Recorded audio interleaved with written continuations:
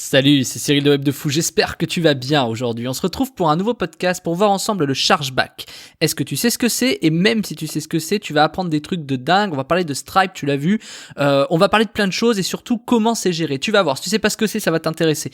Avant ça, tu connais le truc, tu cliques sur le bouton t'abonner, enfin s'abonner, je sais pas où tu te situes, il est violet, c'était sur Apple Podcast, il est jaune, c'était sur Spreaker, enfin il est dans toutes les couleurs partout, de là où tu m'écoutes. Ensuite, tu vas dans la description, il y a un lien, ça s'appelle Rejoins mes contacts privés, tu cliques dessus, tu mets ton email, et tous les matins, tu reçois un podcast à forte valeur ajoutée, avec des informations qui vont changer ta vie et ton business, crois-moi, ok? Allez, on y va. Le chargeback, qu'est-ce que c'est? Alors le chargeback, en fait, c'est le retour des paiements, c'est-à-dire en fait, c'est tout ce qui concerne, on peut parler même de litige ou de remboursement. Alors le remboursement n'est pas vraiment lié au chargeback.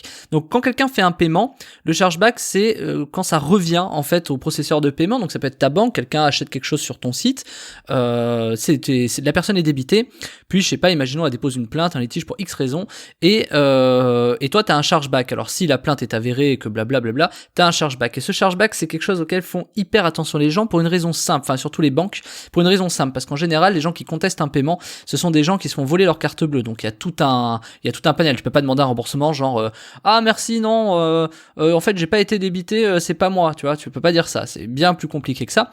Et donc du coup en général ça te crée un litige, en tout cas si c'est le cas, et donc ça crée un pourcentage de chargeback, c'est-à-dire en gros t'as peut-être des gens bizarres qui achètent des trucs chez toi, donc les processeurs de paiement ou tout ce qui est bancaire, ils ne veulent pas de ça. Et c'est généralement là où ça se complique, c'est généralement là où t'attires l'œil et que prenons l'exemple de Stripe, où Stripe dit c'est bizarre, t'as quand même 2-3 litiges, voilà. Donc on va te parler un peu de tout ça. Alors il faut savoir qu'à l'époque, les chargebacks, donc les remboursements par carte bleue volée, ou même par arnaque, ou même par plein de choses, le chargeback, c'est pas juste un remboursement en mode ah oui moi je veux être remboursé, ça n'existe pas en fait, c'est pas du chargeback et de toute façon ça ne regarde personne. Donc c'est pas un remboursement, c'est vraiment une opposition justifiée, demandée, qui ouvre à beaucoup de papiers, etc. Donc c'est franchement c'est l'enfer. Et une fois que c'est avéré, le vendeur se retrouve avec un litige, ou ça s'appelle litige sur Stripe en l'occurrence, mais ça peut s'appeler du coup chargeback à d'autres endroits. Et donc à l'époque, sache que dans la rencontre en ligne, il y a quand même beaucoup de choses bizarres, tu sais, par exemple, t'as des gens qui se plaignent en disant « Ouh, c'est quoi ce débit sur ma carte bleue, sur mon relevé bancaire, j'ai pas le droit ». J'ai une petite histoire sur le sujet, c'est que tu sais, généralement, quand les mecs se font griller par leur femme, imaginons, ils cachent ça, ils disent « Chérie, c'est quoi ce relevé sur le compte bancaire ?»« Ah je ne sais pas, oh, c'est pas normal, je vais aller me plaindre ». Tu vois, ce genre de sujet. Donc dans le dating et dans la rencontre en ligne, il y en a plutôt pas mal des chargebacks. Et quand il y a des chargebacks, plus t'en as, plus c'est possible, plus par exemple, si tu fais des trucs un peu, porno, ou rencontre en ligne, ou voyance, tu vois, des trucs un peu plus, on va dire, cachés, tu sais, des choses un peu tabous, voilà, chercher le mot.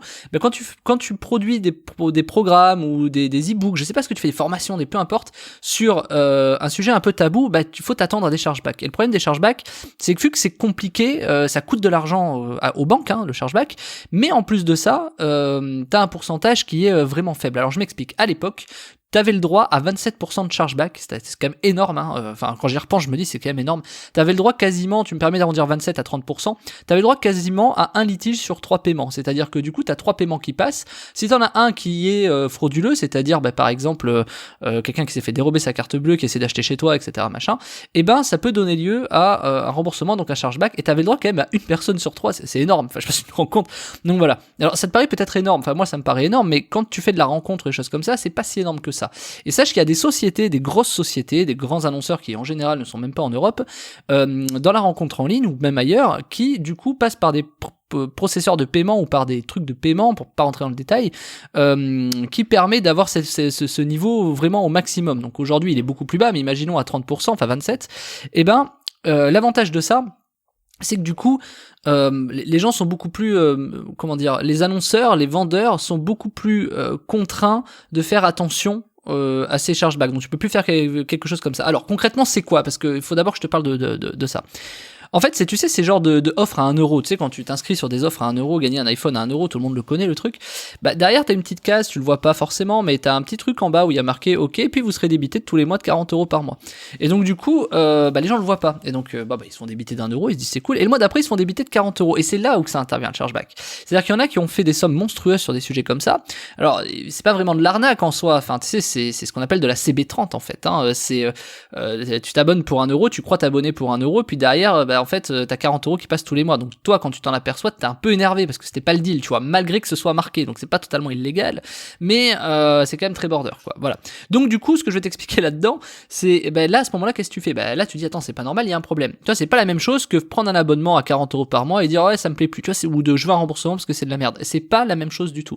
Et donc du coup les banques ont compris ça depuis quelques années maintenant et ils commencent à dire bon, ils ont baissé le taux en fait des chargebacks. Et donc les grandes sociétés ont par exemple, je sais pas, une dizaine de comptes en banque et du coup répartissent ces cartes bleues là. C'est-à-dire eux ils connaissent leur taux et en fonction du pourcentage, ils répartissent sur les banques. Ce qui fait que du coup tu te retrouves finalement avec des banques lissées, donc ils font passer des bons paiements aux bons endroits, des plus mauvais aux mauvais endroits. Et du coup ce qui se passe c'est que t'as des gens qui gèrent ça. C'est t'as des gens qui existent, qui gèrent ces principes de paiement. Vraiment c'est des jobs à temps plein où aujourd'hui il y a tant de chargeback, tant de machin, etc. On va décaler sur telle banque, on va faire machin. Donc des banques qui sont de partout dans le monde. Il y a pas des banques plus bizarres que d'autres. Tu vois, c'est vraiment toutes les banques. Et du coup, leur but, c'est d'éviter de se faire griller auprès des banques principales, auprès des vraies banques, et de montrer en fait patte blanche et de dire regardez, on est quand même super clean. Alors que derrière, et tu vois, il y a d'autres banques qui encaissent ces trucs un peu bizarres. Et donc du coup, tout ça pour te dire que ça te concerne pas vraiment, mais c'est pour que tu comprennes le principe et pourquoi les gens sont en arrivés là. Et maintenant, on va parler du coup de Stripe, comment ça se passe. Et c'est exactement le même sujet. C'est-à-dire que Stripe, voilà, par exemple, tu peux avoir des paiements frauduleux. Tu peux pas savoir si t'as une carte bleue qui a été volée, quelqu'un achète avec. C'est pas possible. C'est l'idée en tout cas. Alors, il y a 2-3 facteurs qui font que ça marche bien. Moi je te dis ça parce que ça m'est arrivé récemment, donc j'en profite pour ça, mais je vais t'expliquer. Moi je suis habitué à gérer du chargeback depuis longtemps, donc pour moi c'est pas quelque chose de gênant. Qu'est-ce que c'est? T'as quelqu'un qui fait une opposition pour une raison justifiée, etc., qui la justifie, machin. Donc généralement c'est des cartes bleues volées. Et derrière, voilà, tu dois justifier, enfin la personne doit justifier, ensuite toi tu dois justifier, et forcément il y a une mise en relation, enfin une mise en cohérence des informations, et là après c'est la banque qui tranche en disant ok c'est nul ou c'est pas nul. Alors c'est un peu plus complexe que ça, mais dans l'idée en tout cas c'est ça. Donc maintenant, d'un principe global, ça tourne plutôt autour de 10%, le chargeback, alors qu'à l'époque, on était à 27%. Sauf que chez Stripe, c'est 1% au trimestre. Et écoute bien, parce que ce que je vais te dire là, personne ne le sait. Moi, c'est un mec de Stripe qui m'en a parlé, alors tu vas comprendre ce que je vais te dire. En fait, écoute bien, je vais même te donner une technique de dingue avec ça. Ça, c'est vraiment, c'est cadeau, le bordel. Alors, écoute bien. Tu as des paiements qui passent, imaginons tu as 100 paiements, 100 cartes bleues, je sais pas à combien tu vends tes produits, tu as 100 paiements qui passent, et si t'as le droit qu'à un litige sur 100 paiements, en fait t'as le droit à 1% de litige, 1% de chargeback. À pas confondre avec le remboursement. T'as le droit de rembourser, y a pas de souci, mais il vaut mieux rembourser que d'avoir un litige, du coup.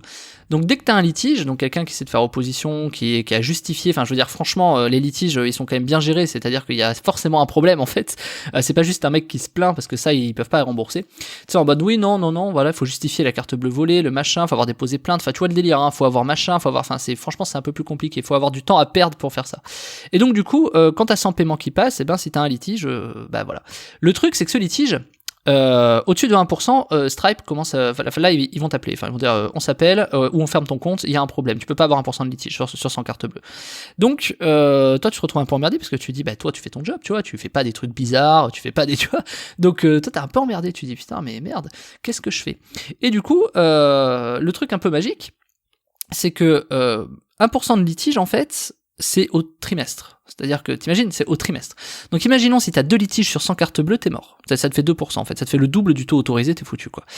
Et donc je te donne une petite technique qui est un peu toute bête, et tu vas comprendre un peu 2-3 raisons, et tu vas voir, ça va t'éclairer. Comment tu fais pour contrer ça? C'est très simple. Moi, par exemple, quand je vends des produits à 500 €, je sais que je peux avoir un taux de chargeback important puisque un paiement égale 500 €, et donc 100 cartes bleues, tu vois, ça peut compliquer les affaires. Donc, qu'est-ce qui se passe?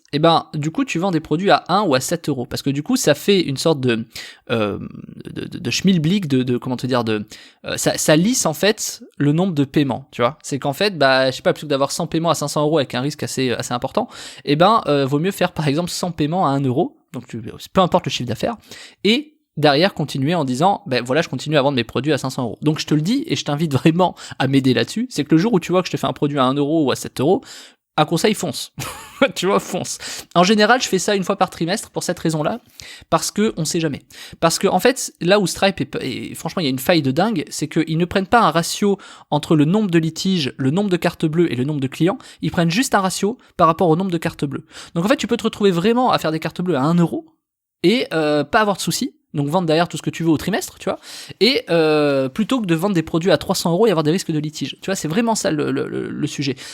Pourquoi ? Parce que plus c'est cher, plus t'as des risques de litige, parce que plus les gens veulent essayer d'usurper le pognon, le machin, etc. Alors si tu fais des trucs à 1 ou 5 euros, voilà. La petite notion de ce que je te dis là, c'est personnel. La vérité, elle est pas là. La vérité, Stripe te dira, et il a raison, Stripe te dira, non mais attendez, il y a plus de fraude sur des 1 euro que sur des 100 euros. Pourquoi ? Parce que ce qu'on appelle du CB testing, enfin j'ai plus le nom exact, c'est qu'en fait les gens pour tester si les CB sont toujours actives ou tu sais des cartes bleues dérobées ou quoi, plutôt que de débiter 500 balles, ils vont débiter 1 euro. Et donc du coup t'as beaucoup plus de fraude sur 1 euro que sur 500 euros. Donc tu vois, je me contredis dans les 3 dernières minutes pour t'expliquer qu'en fait donc c'est ni l'un ni l'autre. et que du coup dans la vérité, c'est important d'avoir un fichier client pour leur dire, écoutez, achetez ça à 7 euros, etc. Faire des promos, c'est un très bon sujet pour résoudre ça. Moi, j'ai choisi de pas en faire, mais c'est un très bon sujet pour résoudre ça. Alors, pense-y, parce que t'as vu, c'est pas si simple, finalement, de faire de l'argent sur le web non plus, tu vois. Faut savoir acquérir du trafic sur Facebook, faut pas avoir ton compte fermé, faut pas avoir ton compte Stripe fermé, faut pas avoir de problème avec ta banque, faut avoir un comptable, faut avoir un machin. Enfin, t'imagines le délire, quoi. Donc, déjà, juste pour faire ton business. Donc, tu peux te retrouver vraiment emmerdé avec ça. Donc, tu vois, les 1 euro, c'est intéressant. Mais en fait, le truc des 1 euro, c'est plus de dire, quand tu connais ton fichier client, c'est-à-dire, fais pas des produits à 1 euro ou à 7 euros sur de la pub, parce que tu vois, tu peux avoir des problèmes. Fais-le avec tes clients, propose-leur vraiment un truc à 7 euros. Je sais pas, un truc vraiment, un truc intéressant, tu vois, j'en sais rien, mais tu fais ça avec tes clients, tu leur offres pour 1 euro, tu vois, tu dis que voilà, parce que de toute façon, offrir aujourd'hui, c'est un peu compliqué avec les processeurs de paiement, mais tu mets un truc à 1 euro pour que les CB passent. Et quand les CB passent, du coup, ça te fait beaucoup plus de CB. Et du coup, ton taux de litige, il a le droit de baisser. La dernière solution, la deuxième, qui est un peu moins bonne, tu vas comprendre pourquoi, c'est d'activer sur ton compte Stripe ou PayPal ta 3D Secure. La 3D Secure, ça s'appelle la DSP2. C'est un bien grand mot pour dire, maintenant, quand tu mets une carte bleue, on va t'envoyer un SMS pour vérifier que c'est toi. Ça, le problème de ça, c'est que ça marche très bien. C'est-à-dire, du coup, la personne ne peut plus contester le paiement. C'est impossible qu'elle conteste le paiement. C'est-à-dire, ça élimine les taux de chargeback. Alors, il y a encore des techniques pour les filous, mais elles seront jamais connues. Ces techniques, elles sont beaucoup plus complexes et nécessitent des grandes capacités techniques. Mais sur le principe, quand la DSP2 garantit le fait qu'il y aura pas de chargeback. Sauf que ça baisse ton taux de conversion. Voilà, c'est que ça, c'est un peu le problème. C'est-à-dire que les gens, ils doivent aller chercher leur carte bleue, mettre leur carte bleue, mais en plus, ils doivent aller chercher leur portable, récupérer le code, l'inscrire quand ils se plantent pas, etc. Bon, bref, clairement, plus tu rajoutes d'étapes, moins t'as un bon taux de conversion. Mais ça a l'avantage de ne jamais avoir de litige. Donc ça, c'est quelque chose qui va devenir de toute façon obligatoire d'ici quelques temps. La loi a été votée en 2007 quand même. Enfin, ils en parlent depuis 2007 du projet, sache-le, de la DSP2. Et l'année dernière, ils ont dit ce sera en septembre. C'est toujours pas en septembre. Là, ils disent c'est en décembre. On verra si c'est en décembre. Mais ça va devenir obligatoire. Donc prépare-toi-y. Et de toute façon, tant mieux parce que ça va éviter tous ces problèmes-là de carte bleue dérobée, etc. Bidule. Alors il y aura d'autres techniques comme je te l'ai dit, mais ça va être beaucoup moins volumineux. Donc tout ça c'est pour ta protection, mais ton taux va baisser, ton taux de conversion, ton taux de vente va baisser à cause de ça. Mais c'est des vraies solutions, tu vois. Donc si tu connais pas le chargeback, en gros ce que je suis en train de t'expliquer c'est que le problème c'est pas de vendre ton produit, le problème c'est de ne pas avoir de chargeback quand tu as un processeur de paiement. Et sache un dernier truc parce que je connais certains petits malins, et donc moi je vais te donner l'info parce que personne ne la donne quand même, donc je vais quand même te la donner. Si tu fais un paiement sur Stripe, tu ne peux pas demander de remboursement sur Stripe. Tu n'as pas le droit. C'est-à-dire qu'en fait, Stripe, ils font tomber dans l'oubli, les demandes de remboursement. Stripe n'est qu'un processeur de paiement. Donc en fait, il y a des petits malins chez moi, tu sais, qui payent, qui essaient de demander à Stripe 2-3 trucs. Ouais, je vais me plaindre à Stripe, tu vas voir, c'est violent. Les gens qui te disent ça, tu peux leur, tu sais, moi j'aime bien laisser les gens croire des choses. Donc en gros, tu leur dis, ah non, mais non, ne te plains pas à Stripe, oulala, ou machin, tu fais un peu durer le temps, parce que de toute façon, les gens ne peuvent pas se plaindre à Stripe. C'est impossible. C'est-à-dire, même s'ils se plaignent à Stripe fait tomber le truc parce que eux, ils peuvent rien faire, en fait. Donc la plupart des gens pensent qu'il faut se plaindre à Stripe, et c'est ça qui est intéressant. Donc si t'as des clients qui se plaignent en disant, ouais, moi je vais te plaindre à Stripe, n'aie pas peur, no problème, vas-y, t'inquiète. Et là, je te dis, fais-moi confiance là-dessus. Et si t'as des doutes, téléphone à un mec de Stripe. Téléphone aux sales de Stripe et tu verras, ils vont te donner des infos. Tout ce que je te dis là, de toute façon, c'est vérifié, ce que je te dis. Je pourrais en faire une formation du bordel. Mais c'est pour t'éviter de te dire, ah, j'ai peur, je sais pas, machin. Donc j'espère que t'as appris beaucoup de choses aujourd'hui parce que, honnêtement, c'est des infos qui sont vraiment capitales. Ensuite, concernant les remboursements, les remboursements, c'est pas très grave. Je veux dire, vaut mieux rembourser. Et Stripe préfère que tu rembourses. T'as le droit de faire des remboursements, y a pas de souci. Je veux dire, en fait, ils ont même fait un truc où, quand tu rembourses, tu perds de l'argent. Donc en fait, eux, ils sont contents. C'est-à-dire, plus tu rembourses, c'est que c'est toi qui as décidé de rembourser, en fait. Donc c'est toi et ton client. Ça regarde toi et ton client. Donc t'as aucun problème sur les remboursements si t'es d'accord. Tu vas juste perdre un peu d'argent parce que ça va te coûter de l'argent.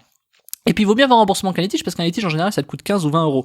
Plus les frais de Stripe, etc.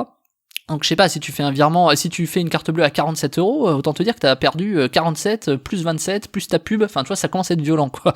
Donc c'est pour ça que c'est important. Et de toute façon on va aller de plus en plus vers des produits où tu vois, vendre à 7 euros ou 10 euros, c'est bien pour faire de la CB, mais c'est pas comme ça que tu fais de l'argent, tu vois.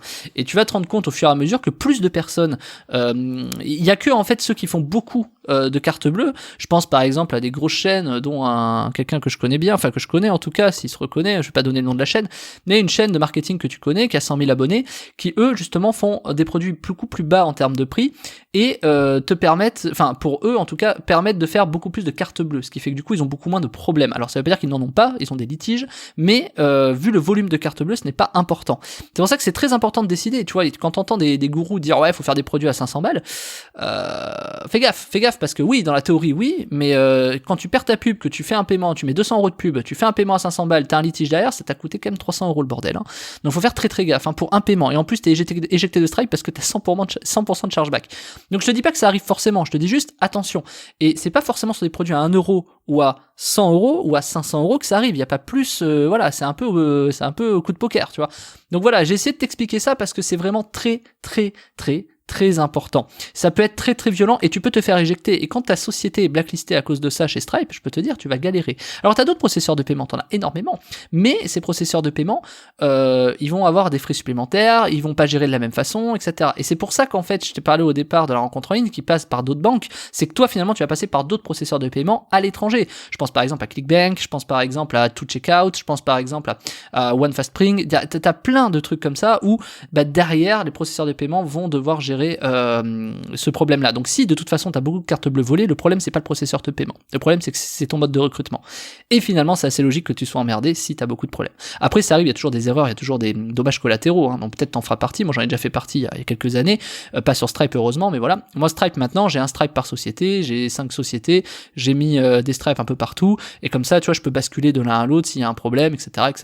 Je vais pas dire de recréer une structure, après ça va dépendre de ton chiffre d'affaires, mais si vraiment t'as un problème avec Stripe, tu recrées une structure juste pour ça, quoi. Tu vois, franchement faut faire attention, mais pourquoi pas, tu vois, franchement pourquoi pas. Et ça dépend de ton volume de chiffres, hein. Donc en fait il y a toujours manière de contourner, mais faut faire attention, le mieux c'est de pas avoir de problème avec ça. J'espère que tu as appris quelque chose aujourd'hui. Et si tu veux éviter d'avoir ton compte Stripe fermé, la clôture du compte Stripe, c'est-à-dire que en gros que tu veux jamais avoir de problème avec Stripe quoi qu'il arrive, j'ai préparé, enfin je t'ai fait une formation, j'avais hésité entre les deux mots, je t'ai préparé une formation qui s'appelle comment éviter la clôture de ton compte Stripe. C'est une méthode qui fonctionne à 100%, c'est pas une méthode pour comment récupérer ton compte Stripe, parce que franchement je vais te dire, si t'en es à comment récupérer ton compte Stripe, déjà ça va être compliqué, parce que déjà t'as oublié pas mal d'étapes, donc ça va être compliqué pour la suite. Je te le dis, c'est comment éviter la clôture de ton compte Stripe.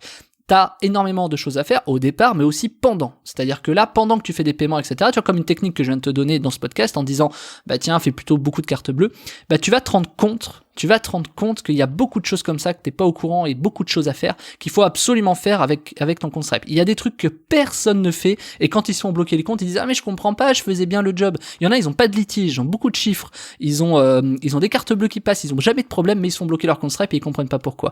Justement, moi je vais t'expliquer pourquoi et comment éviter ça. Ça s'appelle comment éviter la clôture de ton compte Stripe, c'est dans la description, c'est la formation de la semaine. Je te laisse cliquer dessus, on se rejoint de l'autre côté, je te dis à tout de suite.